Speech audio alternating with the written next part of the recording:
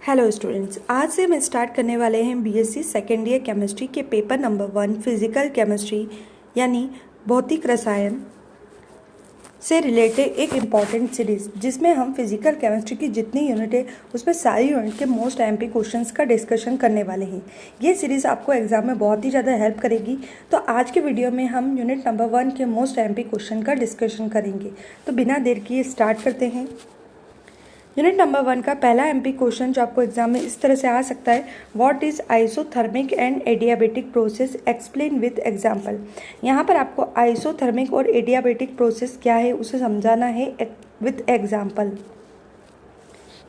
दूसरा important question है explain thermal process, या फिर आपको थर्मोडायनेमिक प्रोसेस के नाम से भी आ सकता है। Explain thermal process and thermodynamic process and their type. अब देखो, ऊपर वाले क्वेश्चन में केवल आइसोथर्मिक और एडियाबेटिक पूछा है, लेकिन नीचे वाले प्रोसेस में पूरी थर्मोडायनेमिक प्रोसेस पूछी है। यानी यहाँ पर आपको जितने भी थर्मोडायनेमिक प्रोसेस होते हैं, आइसोकोरिक, एडियाबेटिक, आइसोथर्मिक, जितने भी टाइप के 5-6 टाइप की जो थर्मोडायनेमिक प्रोसेस होती है उनको एक्सप्लेन करना है। अगला एमपी क्वेश्चन है what do you understand by system and surrounding. यहाँ पर आपको सिस्टम और सराउंडिंग की डेफिनेशन लिखनी रहेगी। उसके बाद अगला मोस्ट एमपी क्वेश्चन है right different statement of second law of thermodynamics. यहाँ पर आपको सेकेंड लॉ ऑफ थर्मोडायनेमिक्स के जितने सारे स्टेटमेंट है उन्हें यहाँ पर लिखना रहेगा। उसके बाद आगे बढ़ते हैं। मोस्ट एमपी क्वेश्चन आ रहा है आपका, जो है describe Carnot cycle and give the equation for the efficiency of the engine. यहाँ पर आपको कार्नोट साइकिल तैयार करने ली है, जिसमें आपको एक इक्वेशन लिखना रहेगी फॉर एफिशिएंसी ऑफ इंजन के लिए। अब ये वाला जो क्वेश्चन है ये आपको इस तरह से भी पूछा जा सकता है, drive an expression for the efficiency of an engine operating between temperature T1 and T2। यहाँ पर आपको एक एक्सप्रेशन लिखना है for the efficiency of an engine operating between temperature T1 and T2। ये क्वेश्चन आपको इस तरह से भी आ सकता है, what does the efficiency of Carnot engine depend on. तो यहाँ पर आपको कार्नोट साइकिल पूरी तरह से अच्छे से तैयार कर लेनी है। अगला एमपी क्वेश्चन है एक्सप्लेन कार्नोट थ्योरम। जिस तरह से आपने पहले वाले क्वेश्चन में कार्नोट साइकिल तैयार की है, यहाँ पर आपको कार्नोट थ्योरम रेडी कर लेनी है। अगला क्वेश्चन है व्हाट इज स्पॉन्टेनियस और irreversible process, explain with example.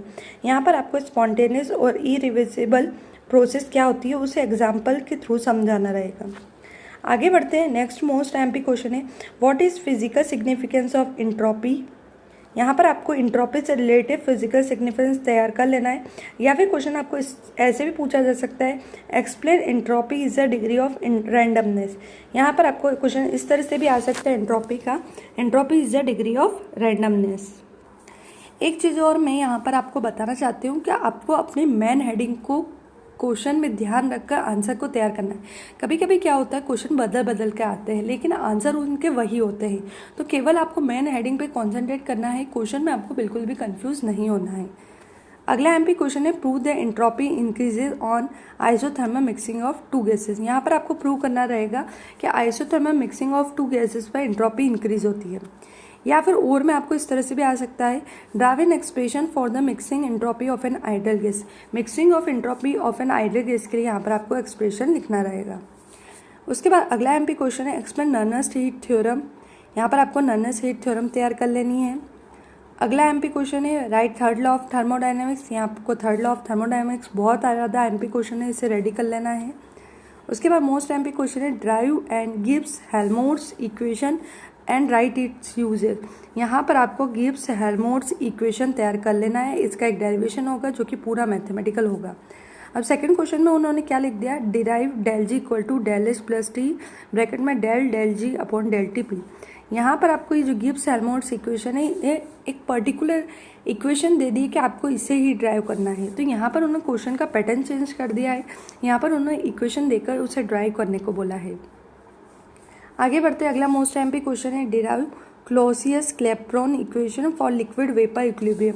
यहाँ पर आपको क्लॉसियस-क्लैपेरॉन द्वारा जो इक्वेशन दी गई है लिक्विड और वेपर इक्विलिब्रियम के लिए उसे डिराइव करना रहेगा। क्वेश्चन आपको इस तरह से भी आ सकता है derive Clausius-Clapeyron equation, right its application in liquid vapour equilibrium. वही क्लॉसियस-क्लैपेरॉन इक्वेशन आपको यहाँ पर तैयार कर लेनी है। उसके बाद सबसे लास्ट मोस्ट एमपी क्वेश्चन है इस यूनिट का, जिसे आपको बिल्कुल भी छोड़ना नहीं है। Right has law of constant heat and discuss it application. यहाँ पर आपको हैज़ लॉ जो होता है कांस्टेंट हीट समेशन के लिए, उसे तैयार कर लेना है। क्वेश्चन आपको इस तरह से भी आ सकता है, what is Hess's law of constant heat summation, explain how it provide the basis for the first law of thermodynamics. यहाँ पर आपको हैज़ेस लॉ अच्छी तरह से तैयार कर लेना है। तो आई होप आपको यूनिट नंबर 1 के जितने भी मोस्ट एमपी क्वेश्चंस थे वो पूरी अच्छे से क्लियर हो गए होंगे।